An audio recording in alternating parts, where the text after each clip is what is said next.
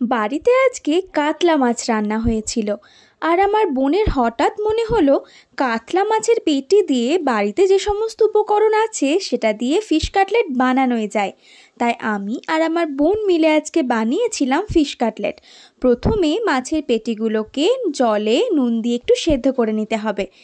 মাছের পেটিগুলো সেদ্ধ হয়ে গেলে ভালোভাবে কাঁটাগুলোকে বেছে নেবেন, কারণ ফিশ কাটলেটের ভিতরে যদি কাঁটা থেকে যায় তখন গলায় আটকে যেতে পারে।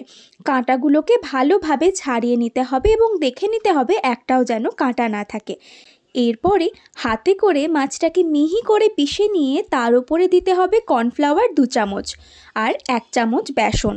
তার সঙ্গে স্বাদ মতো নুন, সয়া সস, আদা বাটা, কাঁচা লঙ্কা বাটা, কাশ্মীরি লঙ্কার গুঁড়ো, চাট মশলার গুঁড়ো দিয়ে সব কিছুকে খুব ভালোভাবে মেখে নিতে হবে।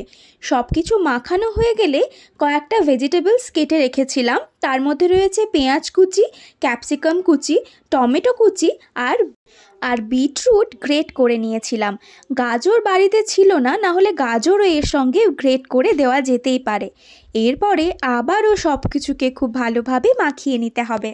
শীতকাল যেহেতু পড়ে গেছে তাই এখন সমস্ত ভেজিটেবলসই অ্যাভেলেবেল। যদিও এখন সারা বছরই সব রকম সবজি পাওয়া যায়, তাও এই সমস্ত ভেজিটেবলস দিয়ে আপনারা একবার এই রেসিপিটি ট্রাই করতেই পারেন। সবজিগুলোকে ছোট ছোট করে কাটবেন। যেহেতু কাটলেট বানানো হচ্ছে তাই সবজিগুলো না তো বেরিয়ে যেতে পারে। সমস্ত সবজি খুব ভালোভাবে মাখানো হয়ে গেলে সবগুলোকে এক এক করে কাটলেটের শেপে বানিয়ে নিতে হবে। এরপরে কড়াইতে সাদা তেল গরম করতে বসিয়ে দিয়েছিলাম। আর অন্যদিকে সবগুলো কাটলেটের শেপে বানানো হয়ে গেলে প্রথমে ময়দার একটা কোটিং দিতে হবে। এরপরে সেগুলোকে ডিমের ব্যাটারে চুবিয়ে নিতে হবে।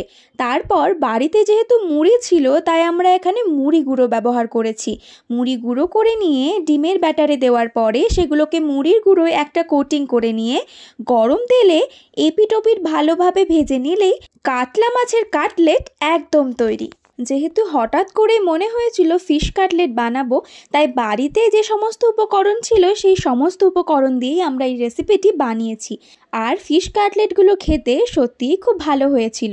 তাই আপনারাও বাড়িতে এই রেসিপিটি অবশ্যই ট্রাই করবেন আর কেমন খেতে হয়েছে সেইটাও জানাবেন। আর এই ভিডিওটি কেমন লাগলো সেটা কমেন্টে জানাতে ভুলবেন না কিন্তু।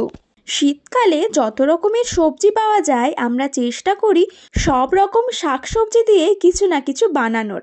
এইভাবে আমরা আমাদের শীতকালটা উপভোগ করি। আজকের ভিডিওটা এই পর্যন্তই। আবার নিয়ে আসবো নতুন অন্য একটা ভিডিও।